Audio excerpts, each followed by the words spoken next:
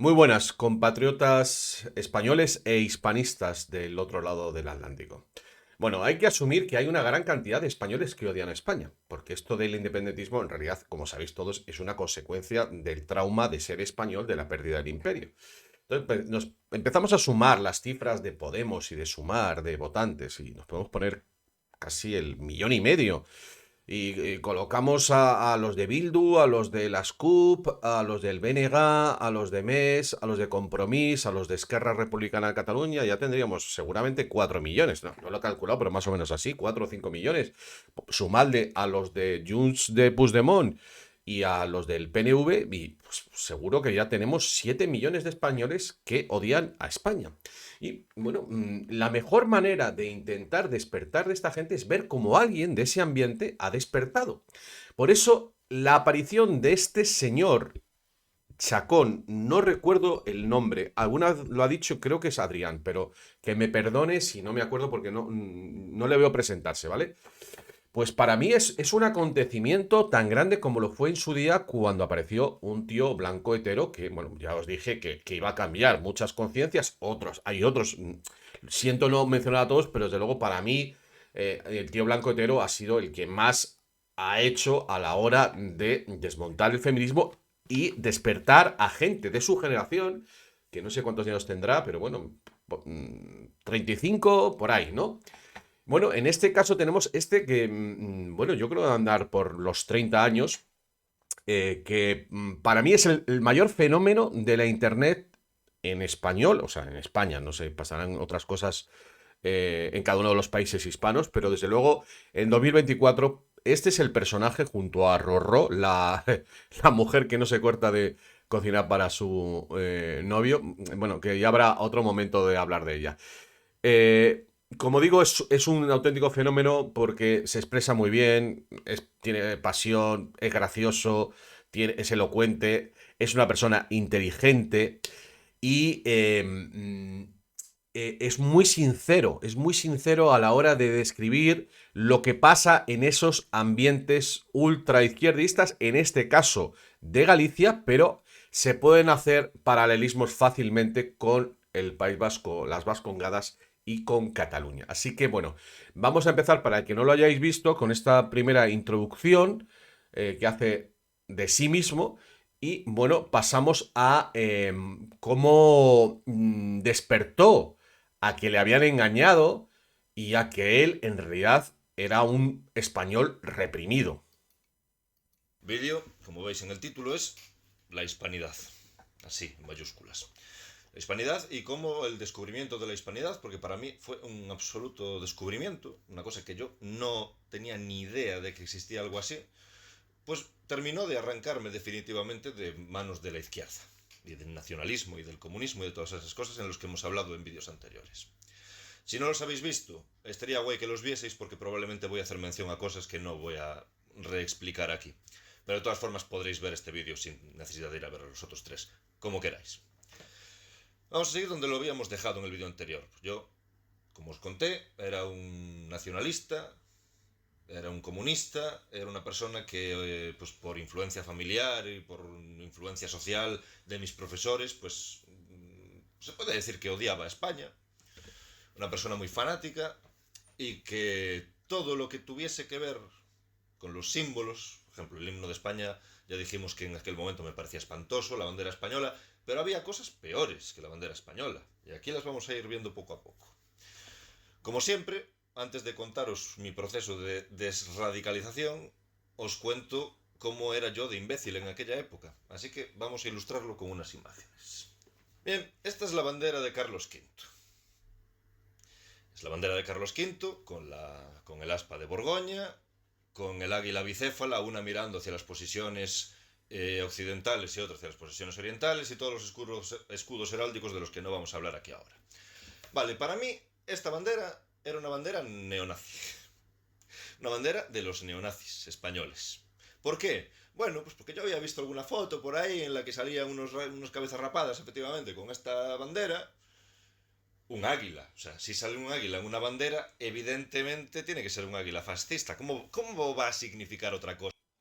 Bueno, a destacar en esta primera intervención el ambiente familiar de izquierdas que llegan con su trauma. Por eso es que cuando tú te pones a analizar por qué hay tanta gente que odia a España, tienes que remontarte generaciones y generaciones. Y al final te das cuenta que viene del todo del siglo XIX y de la pérdida del imperio. Evidentemente, todo ese ambiente izquierdista, aunque ese también hay que reseñar que hay gente así, pero más en Cataluña y en el País Vasco, que son de derechas, pero casi todo viene de ese ambiente izquierdista. Y bueno, este hombre lo que, entre otras cosas, cuenta es la gran ignorancia que tiene esta gente, como todo para ellos es fascismo, es nazismo, y los símbolos confunden absolutamente, se creen que esto es un símbolo franquista cuando es del Imperio Español.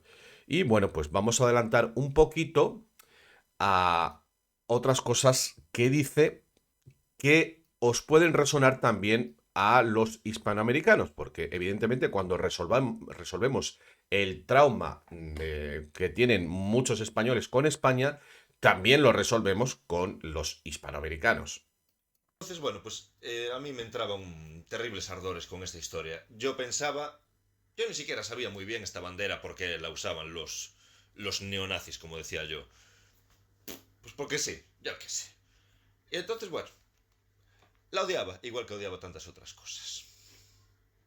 Bien, por supuesto, era un firme creyente digo, y no conocedor ni sino creyente, de la teoría de que los españoles esclavizaron a todo el continente americano, los asesinaron, los utilizaron, los violaron, bueno, todo ese rollo. El rollo del robo del oro de América, yo lo tenía creído a pies juntillas.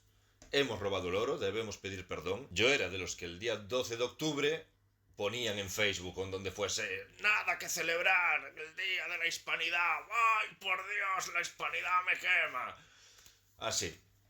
Entonces, pues yo hoy en día pienso en mí, en aquel momento, y no puedo sino sentir lástima. Pobrecito.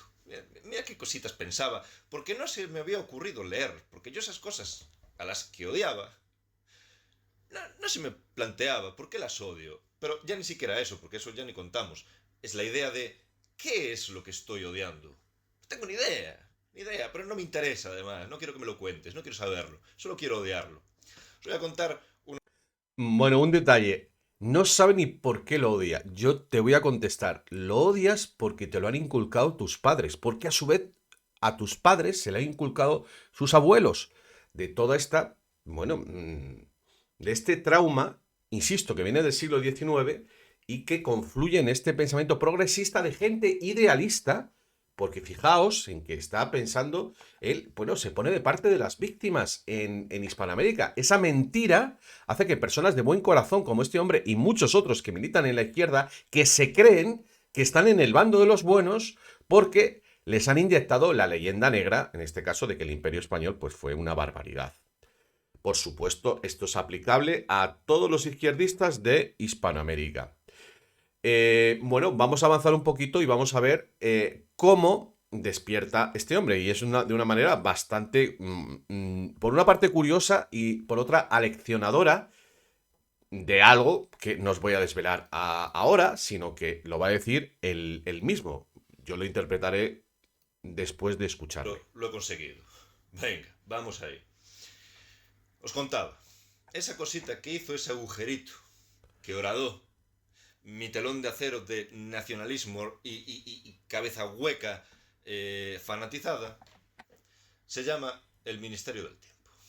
El Ministerio del Tiempo, para los que no los conozcáis, y si no voy a hacer un muy breve resumen, es una serie de la televisión española, de las pocas buenas, muy buena, buenísima de hecho, con unos toques muy mortadelianos, un humor muy mortadelístico, si es que se me permite la expresión, que básicamente son un grupo de agentes secretos que van viajando en el tiempo a distintos momentos de la historia de España para encargarse de que la historia no cambie. Pero bueno, perdón, a mí ya me habían ido haciendo gracia algunas cosas, pues, de que cuando salía algo del Siglo de Oro, porque salía Lope de Vega, así muy gracioso, salía el Lazarillo de Tormes, que gracias a los agentes del ministerio es que acaba escribiendo el Lazarillo, ¿no? Y bueno, a mí que me encanta la historia, pues yo ya estaba friendly con eso, aunque era historia de España, que luego esa es otra, claro, como yo, a mí la historia de España o me la habían contado muy mal, con mentiras, o no me la habían contado directamente. Yo estudiaba eso de las Austrias, me aprendía los nombres de los 4 Austrias de turno y me olvidaba al acabar el examen. O sea, yo no tenía ni idea. Y a mí una cosa que me encanta es aprender cosas que no sé. Entonces cuando me hablaban de Lope de Vega, cuando esta cosa, cuando esta otra, yo decía, qué guay esto, tío, ¿cómo estoy aprendiendo? Y entonces de repente hay un capítulo en el que los nazis encuentran la manera de entrar en el Ministerio del Tiempo y ¿a quién llaman para salir del entuerto? A don Ambrosio Espínola Doria, comandante de los tercios. Tal vez lo conozcáis porque en el cuadro famoso de Velázquez, La rendición de Breda, es el comandante al que le están dando las llaves, que él le está diciendo al otro, oiga, no se agache usted que han sido unos grandes adversarios. Vamos a, ya que hablamos de él, lo vamos a poner.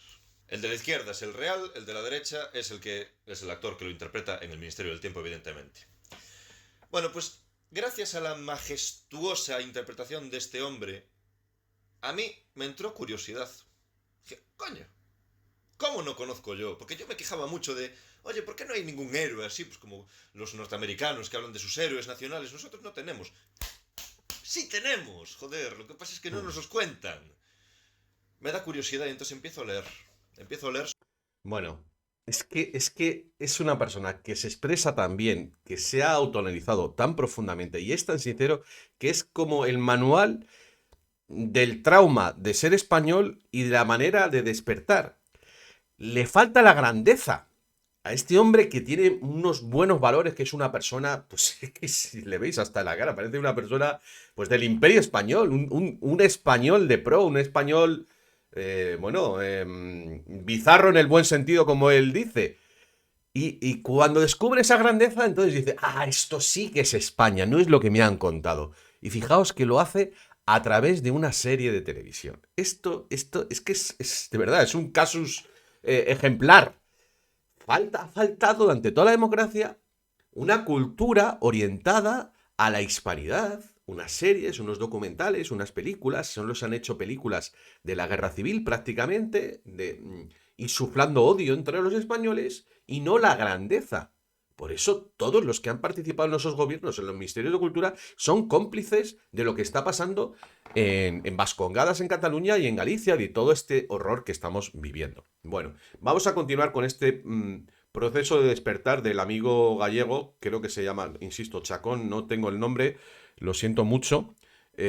Como seguro que estará haciendo vídeos, pues lo volveré, lo reseñaré cuando lo diga. Porque yo no sabía nada de todo esto. Y entonces, al investigar sobre toda esta gente, acabo llegando inevitablemente a las fantásticas novelas de Arturo Pérez Reverte, a la triste. Leo la primera, me enamoro del personaje de Quevedo, que realmente Quevedo no es que sea un personaje. Bueno, aquí habla de Pérez Reverte, por el cual yo creo que, bueno, fijaos que incluso en las novelas de Pérez Reverte, que son bastante anti-españolas, porque, bueno, pinta a los españoles también de una manera no muy eh, amigable, no muy amistosa, pero incluso con eso, bueno, pues este hombre ha encontrado en esas novelas esas referencias que le faltaban y desde luego no encuentra en la cultura izquierdista, porque no encontrarás en la cultura izquierdista nada que hable bien de España, de su historia. En fin, solo la Segunda República, y fíjate qué horror fue. Bueno, vamos a seguir con un otro extracto que a mí me parece muy importante de cómo el sentido de la hispanidad transforma psicológicamente el odio que este hombre tenía con España. Que yo había dejado de odiar. Era una evidencia que a mí, como historiador aficionado que soy, aquel periodo que yo desconocía por completo, me está empezando a apasionar de una manera como no lo había hecho tal vez desde la historia irlandesa, que ya me apasioné y de la que ya hablaremos, de mi historia con el IRA irlandés. Y entonces aquí llega el punto en el que ya la cosa se volvió que no había vuelta atrás. David Saavedra habla que el momento de su máximo, o sea, que una cosa que ayudó a su radicalismo en el nacionalsocialismo fue que la gente de su alrededor, pues como su padre, por ejemplo, hablaba muy despectivamente de Hitler. Ah, ese tío es un loco, no sé qué. Bueno, pues a mí me pasó algo parecido. Yo, tímidamente, empecé a compartir poquito a poco algunas cositas en mi Facebook. Yo mi Facebook por aquel momento todavía tenía un montón de gente de izquierdas, comunista, anarquistas, feministas, de todo tenía yo ahí. Y entonces, bueno, muy tímidamente subía cosas que se podían justificar no por un posible españolismo mío, que para mí era todavía un horror que a mí me llamasen españolista o fascista o lo que fuese. Entonces, bueno, cositas que se podían justificar por mi gusto a la historia, no por mi gusto a algo que fuese español. Y entonces sucede lo siguiente. Un día subo la siguiente imagen. Siguiente imagen que, como veis, es una imagen muy tonta. Es un barco con una bandera y el aspa de Borgoña. ¿Por qué yo subí esto? Pues porque a mí ya me estaba gustando mucho esta bandera, pero para mí era muy heavy. Yo qué sé, poneos en mi lugar. Imaginaos que vosotros hacéis el camino a la inversa a mío, que ya sé que nadie lo ha hecho, pero imaginaoslo. Tío, pues igual no os atreveríais de buenas a primeras a subir una bandera de la URSS a vuestro Facebook. No. Intentad poneros un poco en mi piel. Y entonces, bueno, pues eso se justificaba un poquito, pues a través de, es una bandera, de un cuadro, de una cosa histórica de los barcos de la época de los piratas. No tiene nada. Bueno, pues una. No voy a decir muchos epítetos porque el padre de esta personaje es amigo de mi padre y yo no quiero causar aquí ahora revuelos para nadie. Pero bueno, una inculta vio esta foto en mi Facebook, me mandó un mensaje privado muy desagradable que terminaba con un chao pescado, porque eres nazi. Nazi. Vuelvo a decir lo que ya dije en un vídeo anterior. Chicos, el nazismo es una cosa muy concreta. No le podemos llamar nazi a todo. Los nazis no hubiesen permitido jamás las políticas que había de mestizaje con las indias mulatas y de toda clase y condición de las Américas. Por ejemplo, por poner solo un ejemplo. Pero claro, yo era nazi porque había subido un dibujo de mierda de alguien con un aspa de Borgoña. Bueno, varios comentarios que hacer a esta intervención. Primero, bueno, el valor de una persona individual que elige otro camino. Persona individual es un poco redundante. Y se sale del grupo. El poder del grupo para intentar coaccionar a este tipo, la etiquetación, la denigración a través de ese calificativo de nazi, que es, como sabéis, una falacia al hombre de paja, cuando le atribuyes una cualidad, en este caso un defecto, a alguien por proximidad, ya veis, el Imperio Español con el nazismo, que es, bueno, pues esa negación de la bondad, que es llamarle a alguien nazi. Por otra parte, también cómo a él le han abierto los ojos personas que han salido a contar su proceso de despertar, aunque de otro signo, como el tipo al que menciona, este Saavedra, lo cual me lleva a haceros el siguiente comentario. Mucha gente, pues no sé, piensa, no sé, pues en las manifestaciones, actos colectivos, como una forma de despertar a la gente que para mí tiene bastante pocos resultados las manifestaciones. Es un desahogo encontrarse a gente que piensa como tú y decir algunas cosas en alto, pero nadie te escucha en realidad.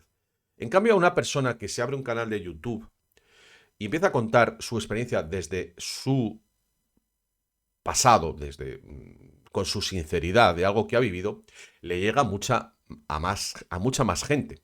Yo estoy recordando un día que me paró por la calle un tipo con pinta un poco de Calderón de la Barca, que me contó su nociva experiencia con el feminismo, no la voy a contar, y bueno, pues al cabo del tiempo me lo volví a encontrar y me dijo que había estado en Podemos, que había salido de ahí escaldado bueno, con su ingenuidad, pues iba denunciando esto de la política de género, y claro, pues no, le echaron. Y yo le comenté a este hombre que, bueno, que se abriera un canal de YouTube y lo contara. Y tuvo bastante éxito. Este señor se llama José Miguel Alvarado y actualmente es el máximo responsable de la Asociación Elecciones Transparentes. Como digo, lo que más llega a la gente es que alguien cuente su experiencia. Por eso estoy diciendo que igual que este gallego está contando su experiencia dentro de esos círculos, deberíais salir los vascos que tengáis posibilidad. Yo no sé si que estéis viviendo fuera o incluso dentro. Sabemos que la presión es muy grande en las Vascongadas y os tengo que decir que estoy intentando organizar un congreso que tiene que ver con todo este tema y tenemos muchas dificultades. Algo que sería bastante importante. Bueno, ya os iré contando a ver si sigue avanzando. Pero desde luego que si hubiera vascos que se atrevieran a decir, a contar su experiencia, por ejemplo, como me ha contado el hijo de un amigo que ha estado de Erasmus en Nápoles y me ha contado cómo se juntaban, pues con, en este caso, un madrileño con los vascos, navarros, catalanes y al final todos hacían piña y que muchos que habían votado Esquerra Republicana de Cataluña ya pues lo veían de otra manera, pues que porque el nacionalismo se cura viajando. Como digo, si algunos vascos se atrevieran a contar su experiencia, su descubrimiento de lo que es España, pues desde luego esto se acababa en 2 telediarios. Por eso les preocupa evidentemente tanto YouTube y por eso es evidente para todos los que llevamos mucho tiempo en esto que los poquísimos temas que se pueden tratar en YouTube, digamos, temas que pueden cambiar las conciencias, como es el caso de el tema del feminismo o este de la hispanidad, pues al final, simplemente con esos temas que no son los gordos, gordos, gordos, gordos de toda esta conspiración, pero solo con estos temas mucha gente está despertando y por eso insisto en que una vez que, por ejemplo, pues el tema del COVID, incluso la Agenda 2030 ya ha llegado a las masas, hay que ser siempre muy flexible y cambiar de tema. Mucha gente se queda estancada en un tema que es el que le despertó y se queda ahí. Yo insisto, pues, es muy importante que recordemos lo ha pasado con todo esto de, ya sabéis, pero claro, esas fuerzas hay que volverlas a canalizar en algo que en este caso sí cambiaría mucho las cosas, como es, pues por ejemplo, los vascos ilustres que han servido a España, ¿vale? Bueno, vamos a avanzar un poquito más. Eh, con otras declaraciones del amigo Chacón, que bueno, como veréis, pues es un filón por cómo habla, cómo se expresa, con la pasión que cuenta. Y bueno, pues aquí Yo habla ya un poco empecé de a su estudiar proceso de toda esta etapa de la despertar. historia que desconozco y entiendo que esto me va a llevar a un lugar o que me va a hacer transitar unos caminos que a mucha Bueno, este es el camino de cuando ya despierta, como habéis visto, pues intenta, va soltando cositas a su grupo de amigos para que vean que está pensando y mirando ya las cosas de otra manera, pero claro, luego llega un momento, como os habrá pasado a todos, en el que se produce la ruptura y tienes que decidir, bueno, pues el camino del héroe, si vas a seguir con el rebaño o vas a seguir a tu conciencia. Vamos a escucharle porque esto es una cosa que yo os llevo, que creo que lo hice hace ya muchos años, que hice entrevistas a gente que explicaba cómo fue su despertar. Eso sería fantástico. Si hicieras un hashtag así desperté y cada uno contara cuál fue su proceso, eso ayudaría a mucha otra gente. Eso sería muy, muy bonito y me comprometo desde ya, si empezáis a subir vídeos contando vuestra experiencia, como lo cuenta este, si es que no hace falta, lo he dicho muchas veces, las cosas más espontáneas y menos intelectuales, más que salgan del corazón, son las que más llegan. Me comprometo a extender, a publicar esos vídeos de así desperté. Desde luego, me importa mucho, mucho más ahora, lo siento mucho, pero lo que digan los vascos, los gallegos y los catalanes, porque es ahí, sobre todo entre los vascos y los catalanes, donde tenemos el gente problema. no le van a interesar y va a desaparecer de mi vida. Hasta luego, chavales y chavalas. Hasta luego. Lo Mm. siento mucho. Si Esperaos que es que me he equivocado. Tenía que haber el era desde aquí, era el 1522. He pinchado en el final y no del principio. Vamos aquí. discutir. Yo no le mandé ningún mensaje justificándome como estuve tentado de hacer. Ni borré la foto, ni... No, simplemente asumí que a partir de aquel momento yo podía escoger entre seguir haciendo el imbécil y diciendo, repitiendo cosas como un loro y tal, y cortándome de hacer lo que me diese la gana, porque, a ver, subir una foto a Facebook es una imbecilidad, pero si lo quiero hacer, tío, pues me da la gana y lo hago. Entonces había que elegir. o una vida de opresión, tío, porque al final vivir en la izquierda es un coñazo, tienes que estar constantemente preocupado de lo que dices, de si alguien malinterpreta lo que dices y entonces te hacen una caza de brujas, como me hicieron a mí hace unos años, de la que ya hablaré también, por un malentendido, por un malentendido. Esto es buenísimo, porque está retratando fielmente lo que es ese ambiente. Que se creen encima los más libres y son los que están más reprimidos. No pueden decir nada que se salga de la corrección política. Es una opresión absoluta. Por eso son los valientes los que se atreven a salirse de ahí y por eso, insisto otra vez, es tan importante que alguien que ha estado ahí lo diga. Lo diga porque el que esté ahí, esté dudando y le vea a este va a decir, joder, es que está contando exactamente lo que me pasa a mí.